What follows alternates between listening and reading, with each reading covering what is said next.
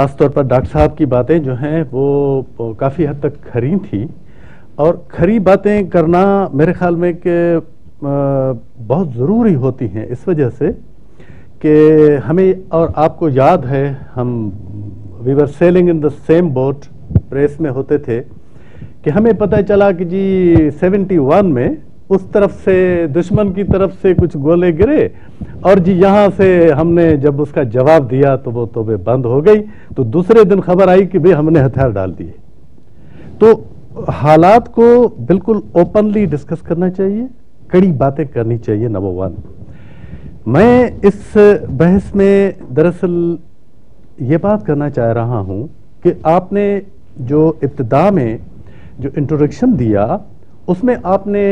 سندھ کا ذکر کیا کہ آخرکار سندھ میں اتنا ٹرمائل کیوں ہے، تو میں تھوڑا سا اس پر بات کرنا چاہتا ہوں ایک لانگ ہسٹوریکل پرسپیکٹو میں کہ سندھ کیا ہے۔ سندھ کی سرزمین سندھو دریا نے بنایا ہے، آپ یہ بات ذہن میں رکھیں، اور سندھو دریا جو ہے وہ 2 کروڑ سال سے بہہ رہا ہے۔ اس دھرتی کی عمر 5 ارب برس ہے، اور تھر میں جو کارون جھر جبل ہے اس کی عمر 4.7 بلین ایئرز ہے۔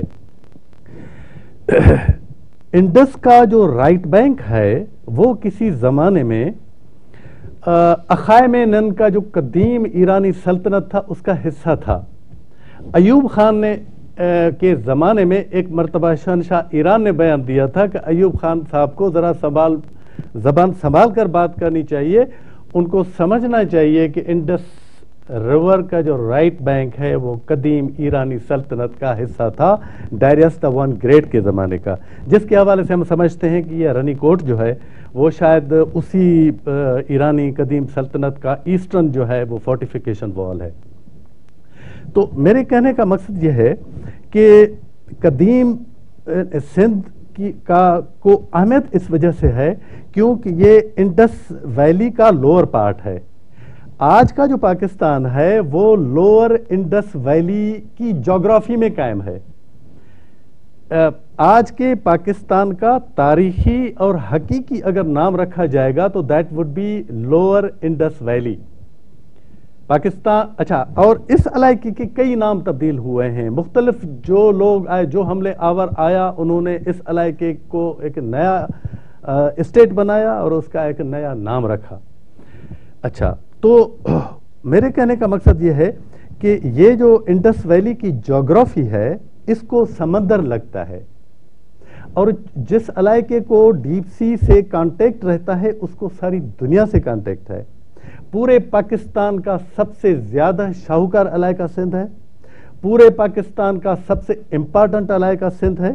آپ یہ اندازہ لگائیں کہ we have got 200 billion tons of coal in Thar, we have got 125 square kilometres of granite in Thar, we have got 100 miles of strip of China clay in Thar, اور تھر وہ علاقہ ہے جہاں ہر سال قحط ہوتا ہے، لوگ مر جاتے ہیں۔ وین یو ٹریول ان تھر، آپ کو راستے کے دونوں طرف سے جو ہے نا وہ ڈھانچے ملتے ہیں جانوروں کے، اور وہ ڈیزیز اور ڈیتھ ہوتا ہے۔